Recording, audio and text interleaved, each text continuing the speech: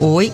Essa temporada do Pós-Fácil Podcast é apoiada pela Livros e Livros, uma livraria independente que acredita, como a gente, no poder das histórias e da leitura para transformar o mundo. Quem apoia o Pós-Fácil concorre a livros selecionados por essa livraria e ainda tem cupom de 10% de desconto para compras no site livroselivros.com.br. Para saber mais, leia a descrição desse episódio. Com essa parceria, a Livros e Livros apoia o jornalismo cultural independente e o Pós-Fácil fortalece uma livraria local que tem compromisso com o acesso à literatura. Olá pessoal, tá no ar o tradicional episódio dos melhores do ano do Pós-Fácil Podcast. Nesse episódio eu falo sobre os melhores livros que eu li em 2025. Não são necessariamente livros publicados, lançados nesse ano, mas são as melhores leituras que eu fiz. Eu tentei selecionar 10 livros, espero não roubar a mim mesma, mas preciso dizer que eu li muita coisa boa esse ano, com muita sorte. Eu sempre faço assim, eu faço uma listinha no Docs de tudo que eu vou lendo pra eu ir anotando e ter um certo controle pra gravar os episódios e também já pensando sempre no melhores do ano. Então esse ano eu li até agora 41 livros e desses, deixa eu ver quantos estão em bold, que são os que eu gostei pra caralho, assim. Alguns momentos depois... 19. Então, quase metade do que eu li, eu acho que é digno de estar aqui. Mas não vou fazer isso com vocês, obviamente. Então, eu selecionei 10 que eu acho que são muito, muito, muito bons. E que eu gostaria que todo mundo lesse também. Eu tenho que dizer que desses 10, só um não é literatura brasileira. Eu sei que isso tem a ver com o meu gosto pessoal e também por eu ter estudado meu último ano de Letras, Língua Portuguesa e Literaturas. Nessa semana em que eu tô gravando, eu apresentei meu TCC pra banca. Foi sobre literatura catarinense, um diálogo entre os livros Verde Vale, da Urda Klieger, e Paraíso Paraguai, do Marcelo Labs. Recomendo esses 2 livros. E lá na série especial do Pós-Fácil sobre literatura catarinense tem um episódio sobre eles, sobre esses 2 autores, inclusive falando sobre esses livros. Então eu tenho esse apreço, assim, também por estudar literatura catarinense. E tem livros de literatura catarinense na minha lista também. Deixa eu ver, dos 10 livros, 3 são de autores catarinenses.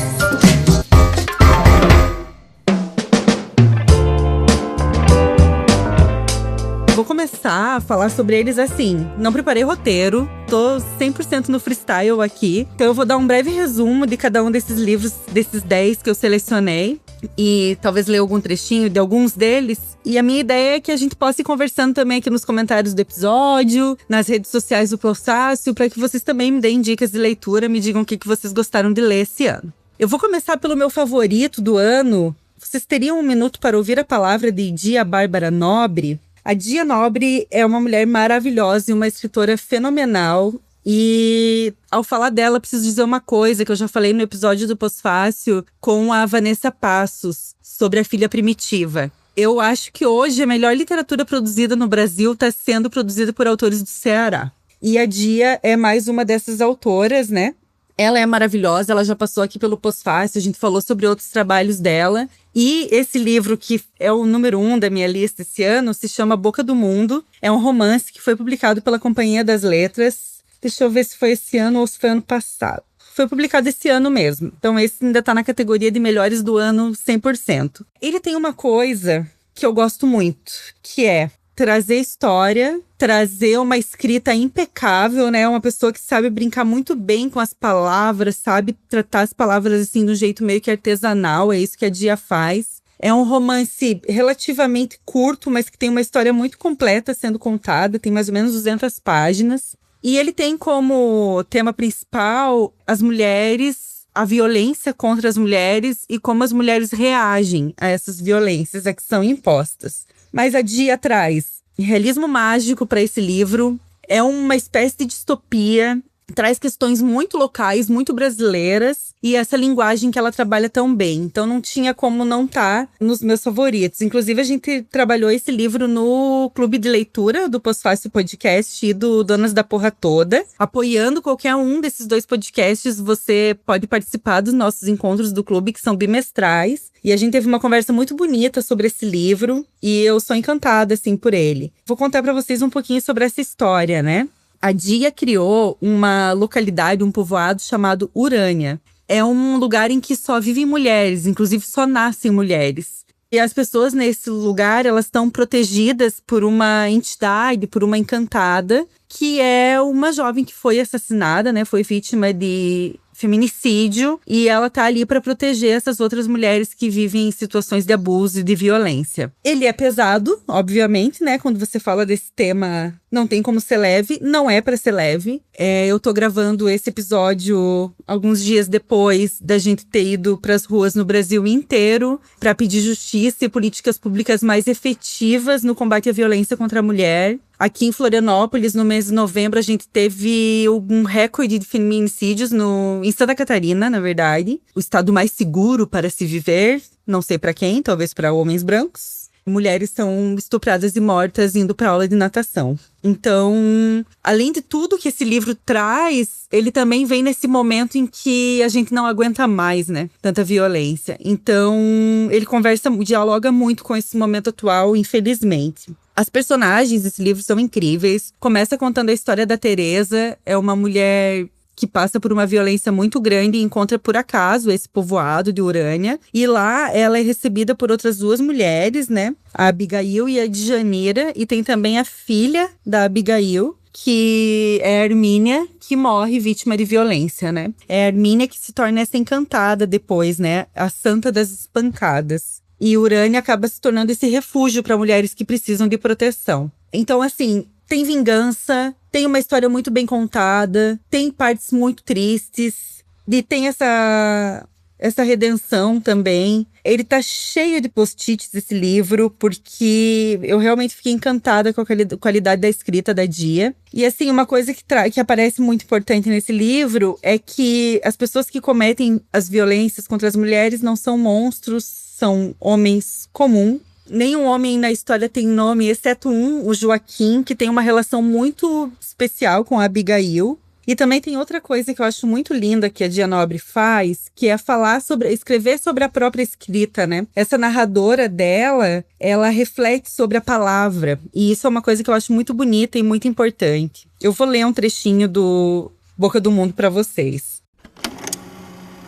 Hermínia começou a aparecer nos altares das casas de mulheres que padeciam nas mãos dos maridos. Era só a angústia se revelar para o espírito trazer a vingança. A devoção peculiar, no entanto, era uma coisa velada. Ninguém era capaz de pronunciar o nome dela. O pavor da assombração não era maior que o pânico pela reação de Abigail se ela ouvisse um disparate daqueles. Era possível ouvir o resvalar dos cabelos na mão quando a finada Hermínia se aproximava. A santa das espancadas, a mulher que arrastava os cabelos pela noite escura, passou a andar pelas ruas de Urânia, e havia quem dissesse que a assombração tinha sido vista até em Arcádia. Seu corpo, alvo da ira do marido, tornou-se instrumento de vingança.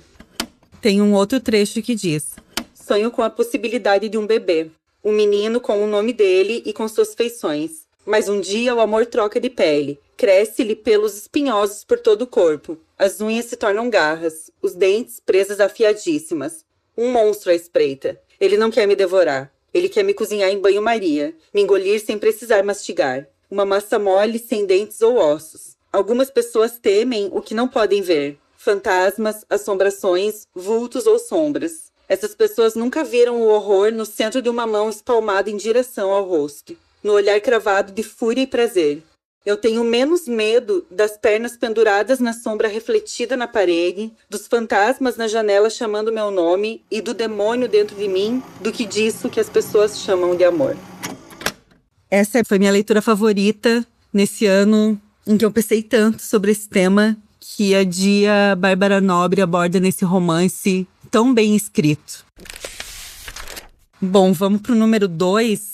Eu tô assim, gente, eu não sei brincar, né? Então, os livros que eu escolhi esse ano, eles têm muita relação comigo e com o meu modo de ver a vida, assim, né? Então, acaba que coisas muito particulares, assim, entram na história, né? Então, eu sou uma mulher feminista, claro que Boca do Mundo ia dialogar comigo de alguma forma, né? Eu sou uma mulher de esquerda e que sonha com justiça social, então acho que os próximos 2 livros têm relação também com isso. O próximo é outro romance muito bom, que eu fiquei muito feliz de ter lido, e de ter conhecido finalmente esse autor, que é Os Supridores, do José Faleiro. O Faleiro é gaúcho, né? Ele é de Porto Alegre, e eu conheci ele pessoalmente esse ano durante a Festa Literária de Chapecó, a Flixap. Eu fui convidada para participar, para falar sobre o Pós-Fácil, e o Faleiro estava lá como um dos autores convidados, e assim, foi incrível ouvir ele. É um cara massa demais, gente boa demais. Eu não tinha lido ele ainda, e aí a Marília, que trabalha na Humana, na livraria, que foi quem me convidou para estar lá, que organizou esse evento, ele é o autor favorito dela. Então, eu pedi para ela qual livro dele que eu deveria ler para começar, e ela me disse, tem que ser Os Supridores. E um grande beijo para ela, pro pessoal da Humana. E lá no evento, eu comprei um exemplar do livro, o Faleiro autografou para mim, fiquei muito feliz com isso também. E vim para casa e já li esse livro. E é um romance incrível, impecável, muito cinematográfico, assim, a gente visualiza muito, né, as cenas que acontecem ali. Ele se passa em Porto Alegre e os protagonistas são uma dupla de amigos que trabalham como é que a gente fala aqui? Lá eles chamam de supridores, repositores, num supermercado, de uma rede de supermercados. E assim, esses caras, eles refletem muito sobre a realidade social em que eles vivem, né? Então, é uma coisa muito massa porque, primeiro, o Faleiro, ele usa muito a oralidade. Então, tem essa linguagem do jeito como os caras falam. Então, você tem acesso ao modo como o porto-alegrense periférico fala, né? E eu achei isso muito legal. Até lá na Flixap, durante a palestra do Faleiro, alguém perguntou para ele sobre isso dessa literatura que não é feita no eixo Rio-São Paulo, e se isso de trazer uma linguagem tão própria não afasta os leitores, né? E ele disse que isso foi muito proposital, assim, para ele, que ele não apenas queria uma linguagem local, não queria que o livro fosse regional, ele queria que fosse hiperregional. Ele queria ter aquilo de fato, né? Aquela linguagem de fato, o modo como as pessoas se comunicam efetivamente.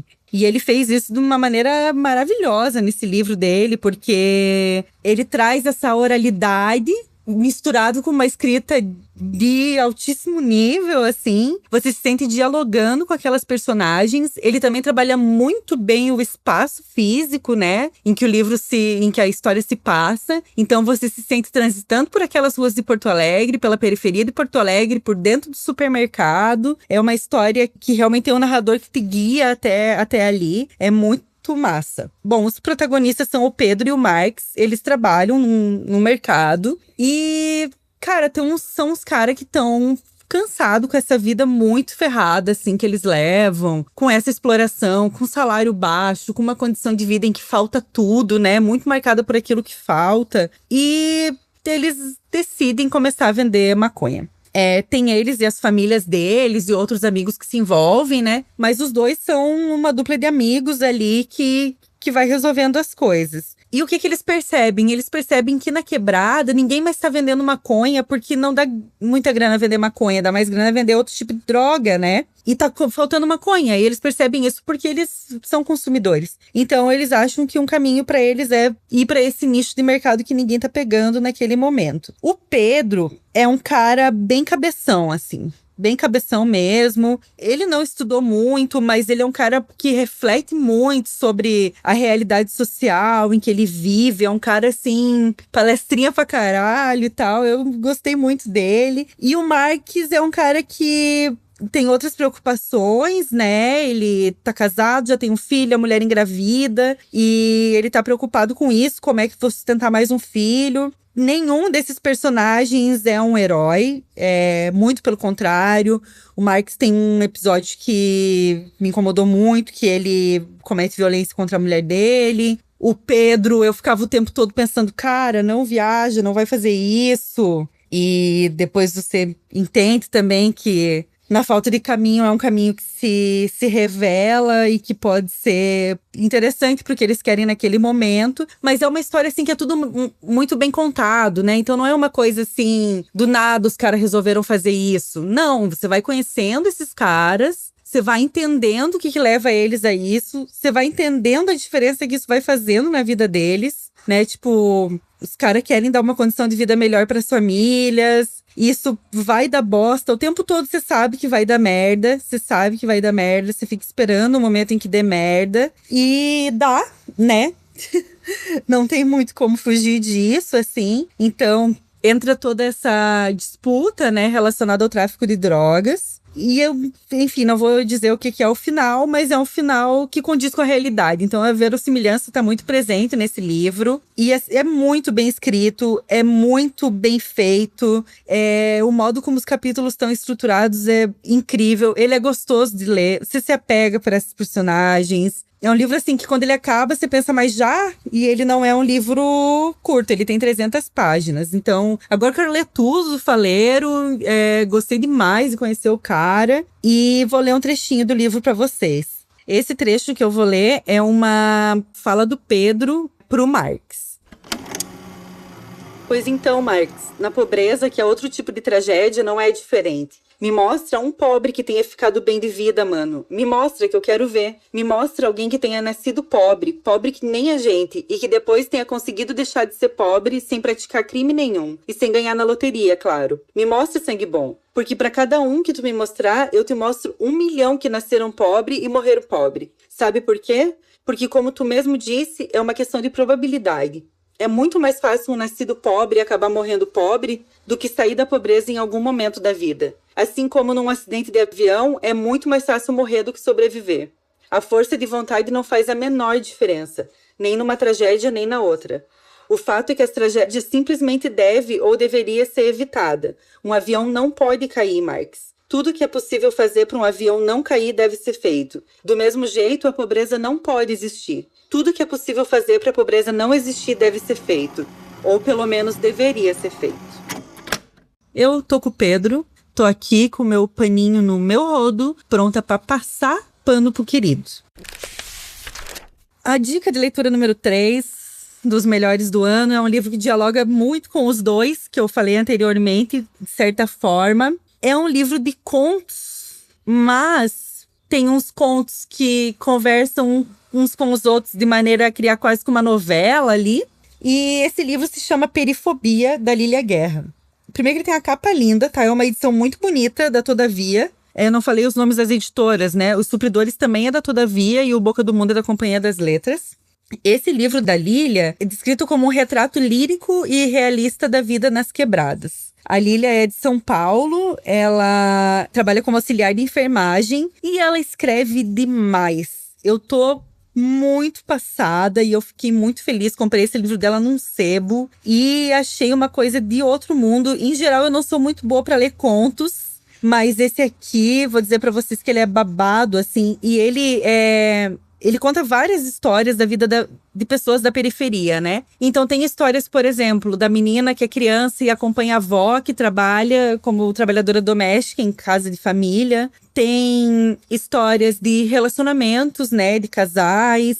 Tem histórias que começam num conto e lá pelas tantas você encontra outro conto que complementa aquela história. Tem histórias que falam de saúde mental, de depressão. Tem histórias que retratam a violência, né? Tem contos que são muito curtos, tipo 2, 3 páginas, e outros que são mais longos. Falam também de fé, das coisas que as pessoas acreditam. Tem personagens que se repetem, como o Amaro, por exemplo. Tem histórias bastante trágicas e outras histórias muito sensíveis que dão vontade de chorar. Muitos dos contos abrem com uma epígrafe que remetem a algum samba, que eu também achei muito bonito, e isso que ela fez. E é um daqueles livros que eu gosto tanto de tudo, que ele tem pouca coisa grifada, sabe? Porque ele é todo redondinho, assim, ele é todo... Parece que cada frase foi feita pra estar ali, cada palavra foi feita pra estar ali. Não tem desperdício de palavra, ele é todo muito coeso. É impecável, é impecável, é uma das melhores coisas que eu já li. E, assim, é um livro fundamental pra, se você quiser ter um pouquinho de noção de como as pessoas vivem. Por isso que eu gosto tanto da literatura, né? Ela te dá essa dimensão de vidas diferentes da tua, de realidades diferentes da tua. Então, se você não for um abobado que só gosta de ler gente igual você, é importante, sabe? Fazer isso. Ler uma mulher negra periférica de vez em quando é o mínimo, sabe, pessoal? E a Lilia,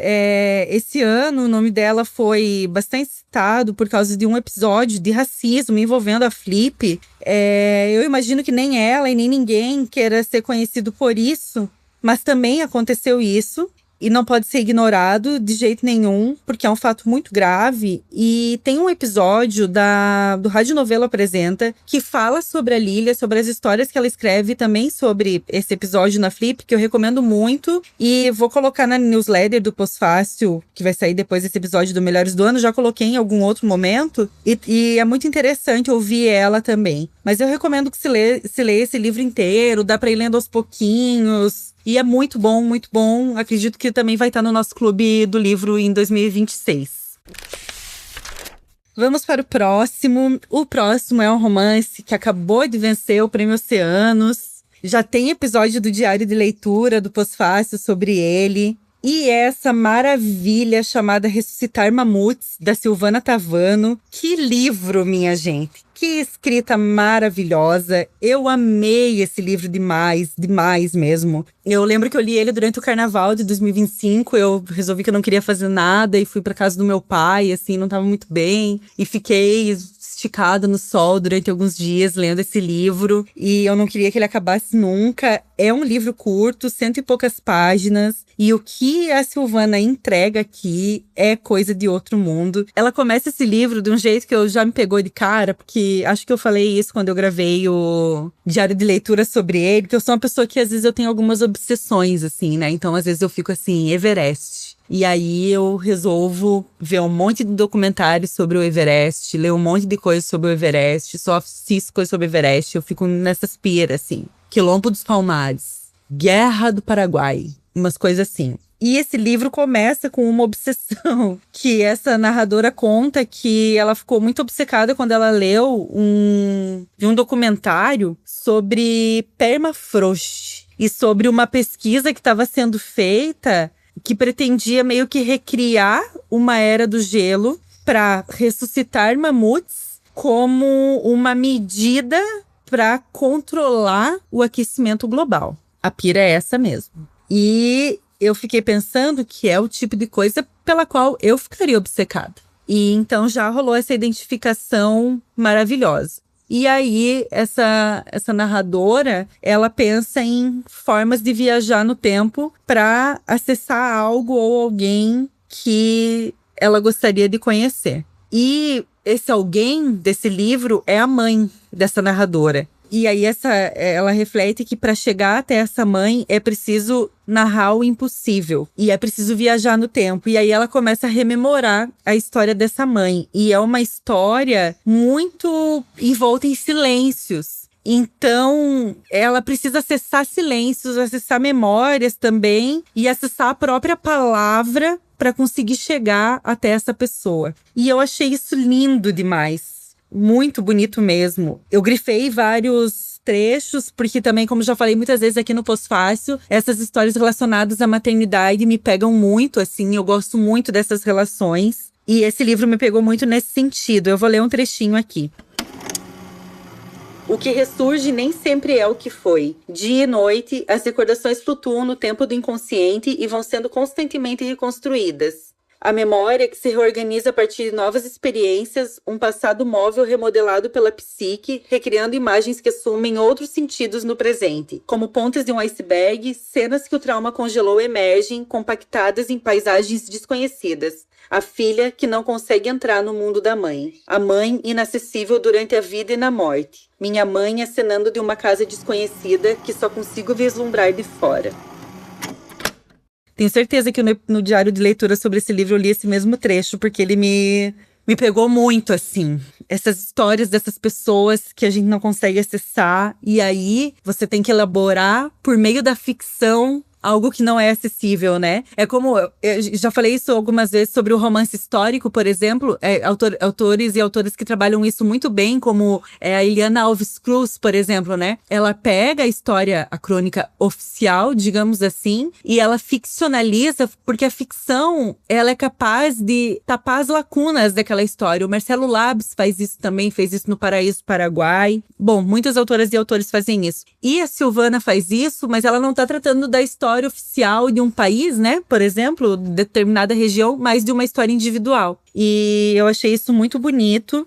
O modo como ela escreve é lindo, é bem diferente de tudo que eu já li. Nossa, tem outro trecho que eu sou obrigada a ler. Eu já devo ter feito isso. Eu li esse livro esse ano e eu já tenho vontade de reler. É um capítulo que se chama Mãe. Mãe. Com ela, aprendi a ler o desamparo. Os gestos imprecisos, como frases inacabadas, os passos hesitantes que pareciam temer o chão. Era uma mulher encolhida, o peito afundado, a respiração suficiente para viver em modo mínimo. Mesmo quando sorria, a insegurança de tudo continuava ali, tatuada nos 2 traços que separavam as sobrancelhas, como parênteses invertidos, rugas profundas no rosto ainda jovem. Ela tinha 25 anos quando nasci, mas desde que me lembro, minha mãe nunca foi jovem. E por mais que eu perguntasse, não falava quase nada sobre a infância e a juventude. As poucas fotografias confirmando tempos que por algum motivo não mereceram registro. Desconversava como se nada daquela época tivesse importância, mas desconfio que tenha sido ruim, talvez ruim demais. Tinha 23 anos quando conheceu o único homem de sua vida. Casou aos 24 e o nome de solteira desapareceu de todos os documentos. O antes, oficialmente extinto, não cabia no presente. Menos ainda num futuro que logo se anunciava com novas paisagens. Eu, 3 meses depois do casamento, já semente no corpo dela. Eu realmente amei esse livro, ele é muito bom. A Silvana Tavano é de São Paulo. Ela estreou na literatura depois de anos de atuação no jornalismo, como editora em revistas femininas. É professora no curso de formação de escritores do Instituto Vera Cruz. Tem mais de 30 livros dedicados às crianças e aos jovens, alguns já publicados na Argentina, China, Turquia, Suécia e também no México. Em 2022, recebeu o Prêmio Jabuti de livro infantil pelos Sonhos. No ano seguinte, o seu romance O Último Sábado de Junho Amanhece Quieto, também publicado pela Autêntica Contemporânea, como o Ressuscitar Mamutes, foi finalista do Prêmio São Paulo de Literatura na categoria Melhor Romance de Estreia. E agora o Ressuscitar Mamutes recebeu o Oceanos. Merecidíssimo! Ainda quero receber essa diva aqui, porque estou apaixonada por essa mulher. Bom, agora vamos para a primeira e única autora estrangeira na minha lista de melhores do ano. Em 2025, eu estive obcecada por Rosa Monteiro. Descobri Rosa Monteiro, Silêncio. E eu amei tudo que eu li dela. Que mulher, que escrita incrível. Eu quase que roubei e deixei, Rosa Monteiro falar dos 3 livros que eu li dela esse ano, mas não vou fazer isso. Eu vou focar em um, porque foi o que mais me pegou. E também tem diário de leitura sobre ele, caso vocês se interessem mais. Eu li dela A Louca da Casa, O Perigo de Estar Lúcida e A Ridícula Ideia de Nunca Mais Te Ver. Eu achei O Louca da Casa e A Ridícula Ideia muito parecidos, né? Os dois falam sobre criatividade, escrita, literatura e doença mental. A Ridícula Ideia de Nunca Mais Se Ver fala sobre luto. E é um tema que também é muito relevante pra mim e que eu gosto de encontrar na literatura. E ela faz uma coisa muito massa. Nesse livro foi o primeiro livro que eu li dela, e talvez por isso o impacto, né? Ela parte da leitura dos diários da Marie Curie. E do momento em que a Marie Curie fica viúva, né? O marido dela falece numa tragédia. E a partir da leitura e das análises que ela faz dos diários da Marie, ela fala do próprio luto depois que o marido dela morreu, o Pablo. Então ela vai relacionando essas duas coisas. É uma espécie de ensaio, é um livro meio que híbrido. E a própria Rosa já disse que pode ser que tenha um pouco de ficção também, né, nesses livros dela, porque unem memória, ensaio e um pouco de tudo. Ela traz muitas referências de outras autoras e autores, e eu achei isso muito legal, assim, eu aprendi muito com ela sobre a Sylvia Plath, por exemplo, e tô louca pra ler ela, não li ainda. Vou ler agora que eu sou uma pessoa formada em letras e posso ler apenas por prazer, enquanto meu orientador me deixar. E A Ridícula Ideia, ele me pega por isso, por tratar do luto do jeito muito cru, né? No jeito muito... É isso, é ridículo que você nunca mais vai ver alguém que tá contigo todos os dias. Tem trechos lindíssimos, eu chorei bastante, eu ri bastante, porque a Rosa é muito bem-humorada, ela escreve de um jeito muito engraçado, tem um humor muito ácido, muito gostoso. Eu notei esse ano que, como eu tô lendo muita literatura brasileira, às vezes eu tenho um pouco de dificuldade de ler um livro de língua estrangeira, porque eu tenho que me adaptar com outro tipo de escrita, né? Mas com a Rosa isso não aconteceu, eu consegui entrar, assim, na escrita dela muito rapidamente. Por mais que eu ficasse naquela de não entender que gênero literário é esse no início, e depois foda-se, é um gênero que eu gosto, independentemente do que ela faz. Achei, assim, que ela trata com muito respeito desse tema do luto e do tema da memória em si. Então, achei muito bonito, sabe? Muito, muito legal isso que ela faz e o modo como ela trabalha a escrita, né? Os outros livros que eu li eu também gostei muito. E o A Louca da Casa, eu tenho ele em versão física, porque a querida Clara, que trabalha comigo, foi pra Flip esse ano. A Rosa era a autora convidada e trouxe pra mim uma edição autografada, com um adesivinho que a Rosa colou. Teve fila de 3 horas pra pegar o autógrafo da Rosa, porque ela conversa com as pessoas e faz questão de colar um negocinho, dar um autógrafo super personalizado. Então, achei fofíssima e ela escreve demais. Eu quero continuar lendo ela, já tô com outros livros dela aqui pra ler. E com certeza é uma autora que já se tornou uma das minhas favoritas. Bom, o próximo livro é O Becos da Memória, da Conceição Evaristo. Toda vez que eu ler Conceição Evaristo num ano, esse livro dela que eu leio, ou os livros, vão estar na minha lista de melhores do ano. Porque que escritora, né, gente? Que coisa incrível que essa mulher faz. Eu acho que é a maior escritora brasileira da atualidade. Ela é incrível. Meu sonho é um dia entrevistar ela aqui no Poço Fácil. Nunca consegui fazer esse contato. Já mandei um monte de e-mail, nunca foi respondido. Mas vai que um dia vem aí, né? Um dia vem aí. Bom, Becos da Memória me pegou muito porque ela é um livro que conta a história dessa personagem que vive na periferia de Belo Horizonte. E ele me remeteu muito ao Quarto de Despejo, da Carolina Maria de Jesus. Eu gostei muito da escrita, é uma escrita que também traz muito da oralidade, traz muito do dia a dia, da rotina, tem histórias muito tristes e também tem aquela história horrível da higienização que se busca fazer dos lugares periféricos, né? De tirar as pessoas dali e jogar para outros lugares longe para limpar aquele lugar. Então é um livro muito forte desse ponto de vista da crítica. Eu também achei muito interessante pelas vozes que ele traz, pelos pontos de vista que traz. Como, por exemplo, ter uma criança vendo aquilo, ter pessoas mais velhas envolvidas naquela história. Então amplia muito essa tua visão de mundo, né, dessas personagens periféricas. E a Conceição Evaristo escreve magistralmente. Ela é a maior que temos. Então a gente tem que ler essa mulher sempre. E uma coisa muito interessante desse livro da Conceição é que ele foi escrito nos anos 80. Foi antes dos contos e do Ponciá Vicêncio, por exemplo, né, que é um romance. Ela fala que foi o primeiro experimento em construir um texto ficcional, confundindo escrita, vida, ou melhor dizendo, escrita e vivência. A escrevivência, que é esse termo cunhado pela Conceição. Mas esse livro ficou guardado muito tempo, e aí ele teve uma primeira edição no início dos anos 2000, e depois teve outras 2 edições, né? Essa que eu li foi publicado pela Palas Editora. E ela também fala, tem um prefácio nesse livro, né? A Conceição também fala que ela acredita que, na verdade, essa história nasceu numa crônica que ela publicou nos anos 60.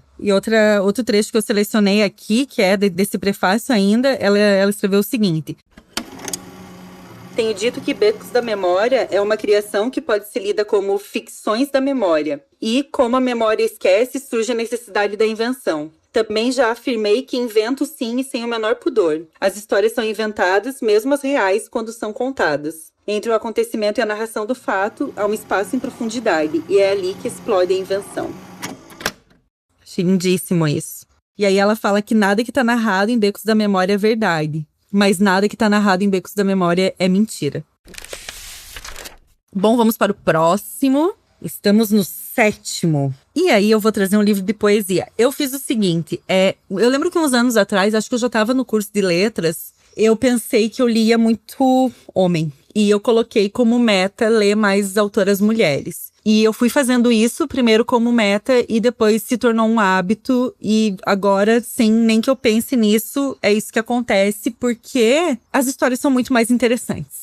Então, eu acabo lendo mais autoras mulheres porque eu sei que eu vou encontrar ali histórias mais diversas, mais bem escritas, mais elaboradas, com personagens mais desenvolvidas, com narradores interessantes. E agora, em 2025, eu fiz o seguinte, eu percebi que eu lia muito pouca poesia. E que eu tenho dificuldade de ler poesia, mas que eu queria aprender. Então eu meio que botei como meta ler um pouco mais de poesia. Nem coloquei ler mais poesia do que romance, mas pelo menos ler mais. E foi acontecendo meio que naturalmente. porque algumas pessoas muito boas publicaram poesia esse ano e me enviaram livros. E eu fiquei muito feliz com isso. Então, acabei lendo porque chegaram até mim e fiquei muito feliz com a qualidade que eu encontrei. Eu vou fazer uma newsletter só sobre a poesia que eu li em 2025 e muito de gente aqui de Santa Catarina. Então, tem muita coisa boa mesmo. Mas o livro que eu vou falar agora tem um episódio só sobre ele, com o autor, gravado no lançamento do livro aqui em Florianópolis, que é O Resto, do George França.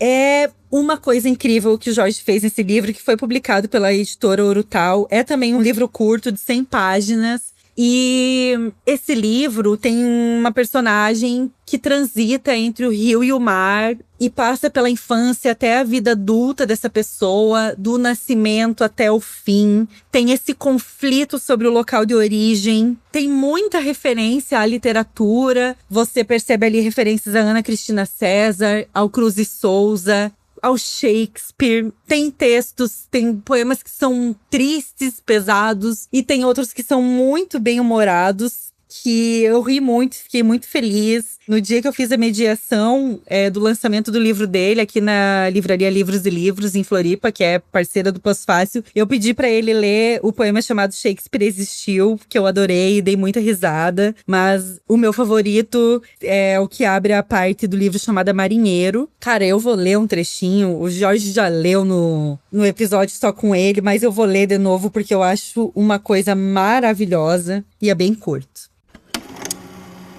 Isso de não deitar raízes e viver aéreo, pertencer a parte alguma, é um fardo. Isso que almejam os desterrados, os poetas, os bobos, falsos cidadãos do mundo. Isso de fingir emular a sede de ser outro, pertencer a todos e a nenhum, isso não é definitivo. É só isso. E eu acho isso de uma potência incrível. Se fala nesse livro do George sobre a criança como ser desejante, sobre o adulto que está buscando seu lugar no mundo, sobre ilusões, sobre a cidade. Então, Florianópolis também está presente aqui. Ele fala da harmonização facial da cidade, que eu achei interessantíssimo. De certa forma, eu acho que fala sobre depressão também. Para mim, pareceu. Tem toda uma parte final do livro que se chama Necrológios. É uma coisa mais densa, né? Mais pesada mesmo. Mas, assim, o Jorge me apresentou para um outro tipo de escrita que eu não era acostumada a ler e quero continuar lendo muito. Eu gosto desse tipo de livro, como foi o Ressuscitar Mamutes também, que me tira de um lugar confortável de leitora, sabe? Não pode ser uma simples leitura antes de eu dormir, uma leitura para eu relaxar. Ele me faz... Opa, eu preciso ver isso aqui com outro jeito. Para eu conseguir acessar esse texto, eu vou precisar usar outros sentidos, outras partes do meu corpo, assim. E aí, de certa maneira, todos esses livros que estão nessa minha lista esse ano fizeram isso comigo. Então, eu fico muito feliz de ter encontrado escrita de tanta qualidade e recomendo mais esse. O próximo livro é foda, né, cara? Porque toda vez que ele lançar um livro vai estar aqui também, no Melhores do Ano.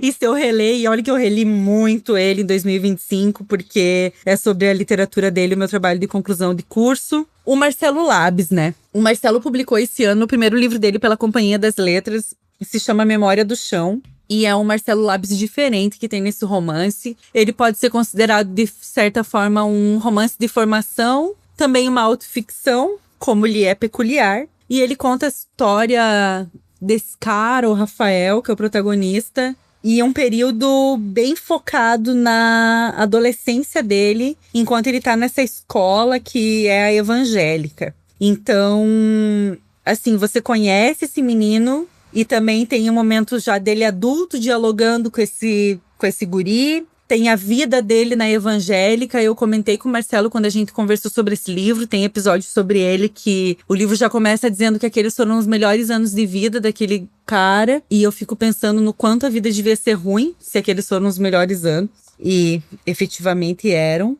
É um livro que dialoga com outros do Marcelo Labs, particularmente com o Três Porcos, mas não só. E é aquele tipo de romance que, apesar de longo, tem mais de 300 páginas, a gente lê quase que numa sentada, assim. Porque tem esse ritmo da literatura do Marcelo, né, que é muito fluida, assim, né?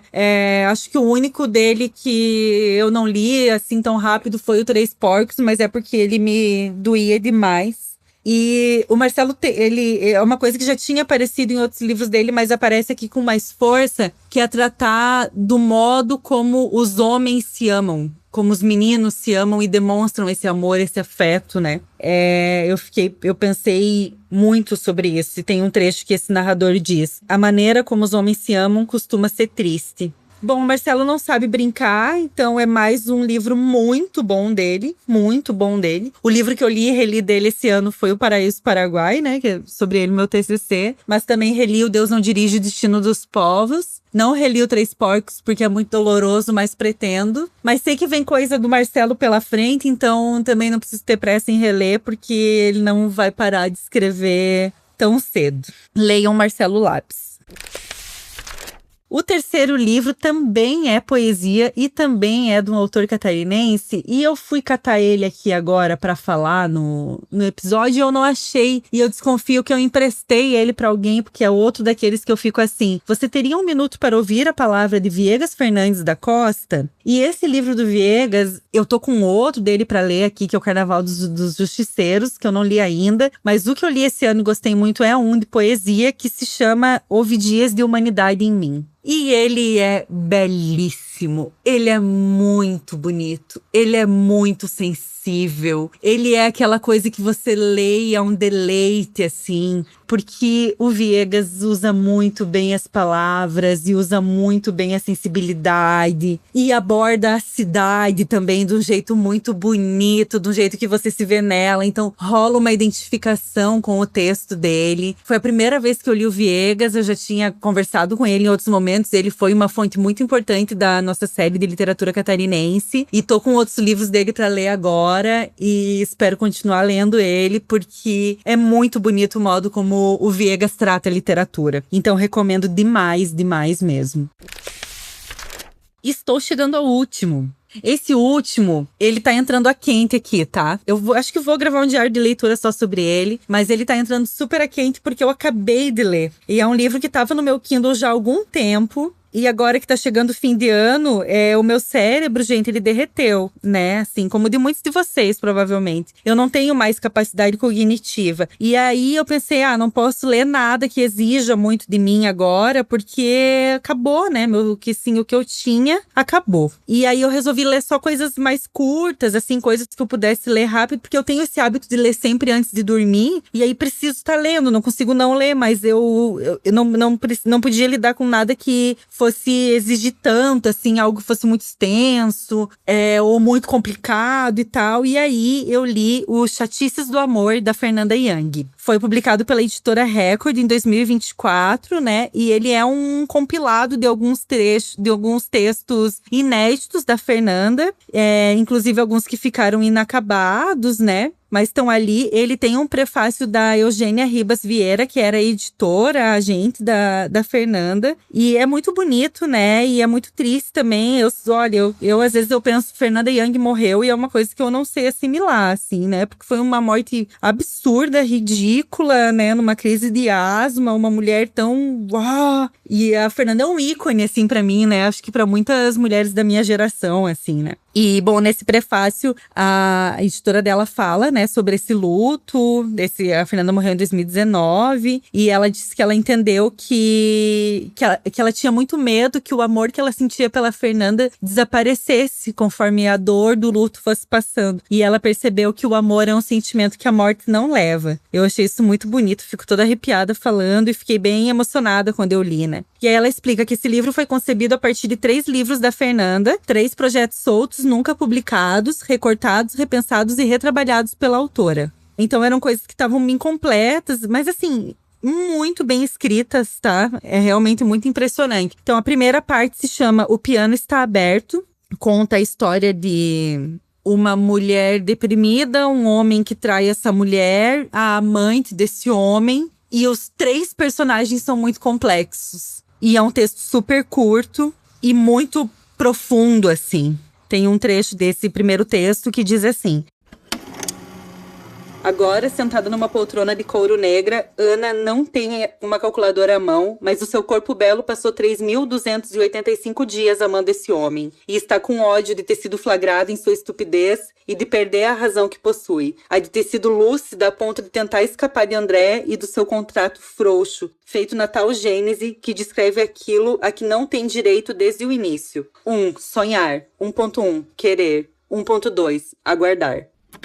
E um tema muito recorrente é a loucura, né? Tem um trecho ainda desse primeiro texto que diz: ninguém gosta de falar sobre o assunto. A loucura é 1 milhão de vezes mais temida que o câncer. Loucura. Loucura da ponta dos dedos dos pés até o tampo da cabeça. Loucura que fez com que o vasto cabelo de Glória caísse, que ela enrolasse a língua ao falar, que a levou a um estado irreversível de demência e ao piano. Ninguém quer assistir a um louco em ação, a não ser que ele esteja em transe criativo. E isso é cruel.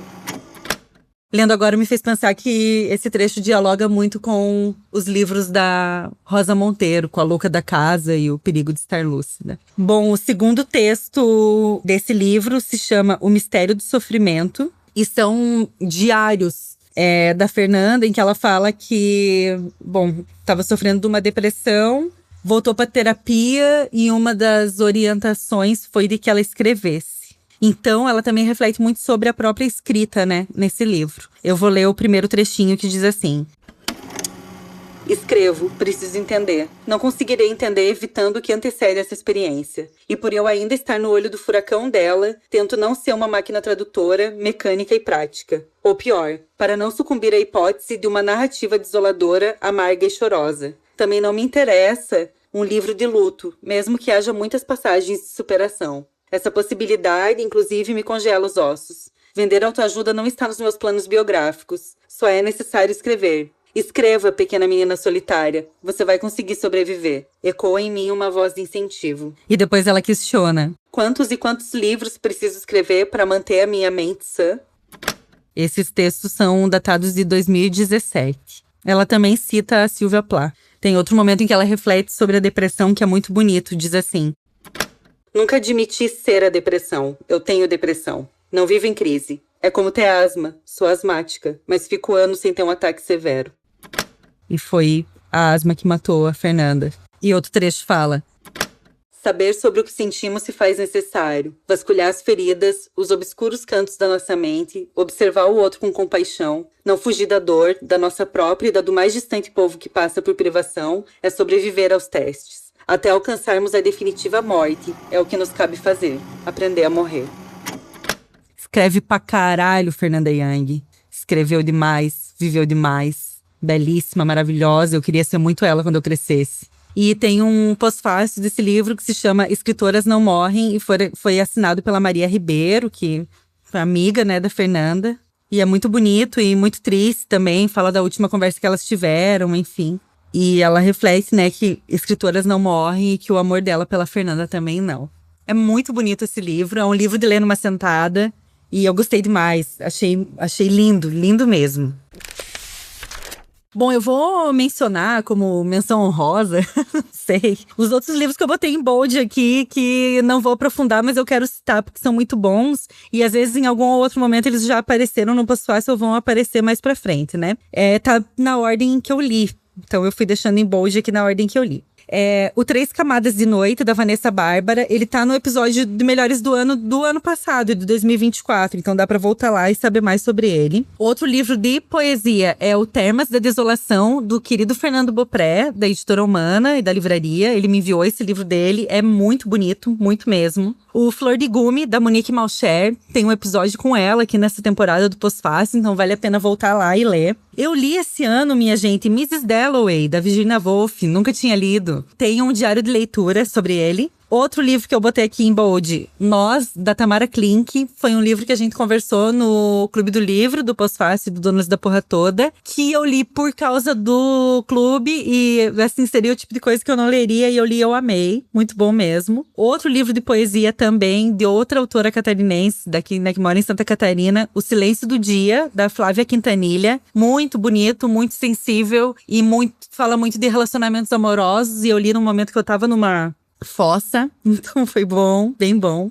Outro livro, A Filha Primitiva, da Vanessa Passos. Mencionei aqui rapidamente, tem um episódio só com ela também nessa temporada, que é maravilhoso. E, por fim, e não menos importante, Tudo Que Já Nadei, da Letrux. Eu li esse livro no dia do meu aniversário, esse ano, quando eu fiz 39 anos. E ele é lindíssimo e também é de ler numa sentada. É muito gostoso, é divertido, fala sobre a palavra, fala muito sobre o mar, também fala sobre luto. É muito gostoso de ler mesmo, muito bom mesmo.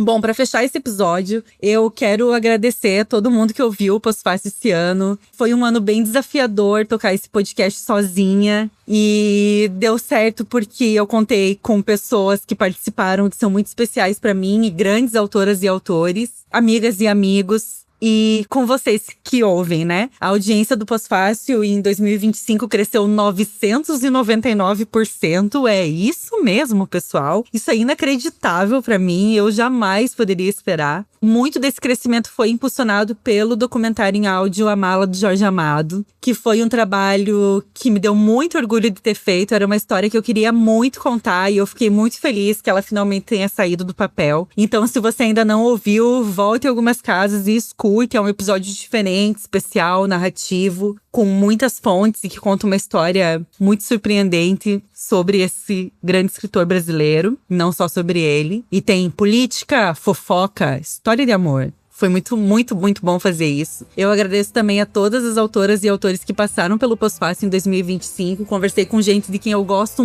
muito pessoalmente e da escrita. Foi um grande ano pro Pós-Fácil. Eu tô muito feliz, muito grata e muito empolgada pro ano que vem. E eu lembro que lá no primeiro episódio dessa temporada, que foi com a Euler Lopes, de Mariconas, eu falei que eu queria que essa temporada fosse um grande carnaval. Eu gosto bastante do carnaval, estou ansiosa por ele. E agora que tá chegando ao fim, eu posso dizer que foi. Com os seus altos e baixos, com momentos de muita loucura, insanidade e alguma deprê. E foi muito especial e muito melhor do que eu imaginava. Então eu agradeço a todo mundo que fez parte disso. E no ano que vem tem mais. Um beijão.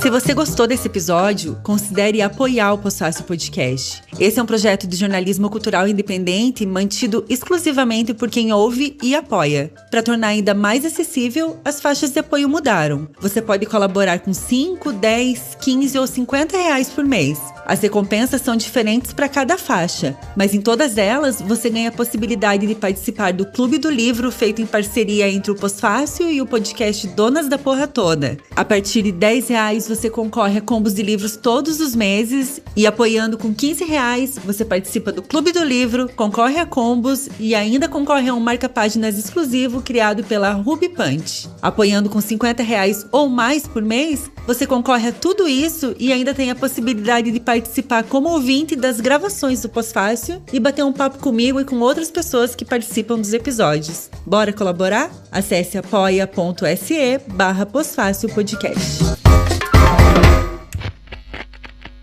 Esse podcast foi editado pela BZT e produzido por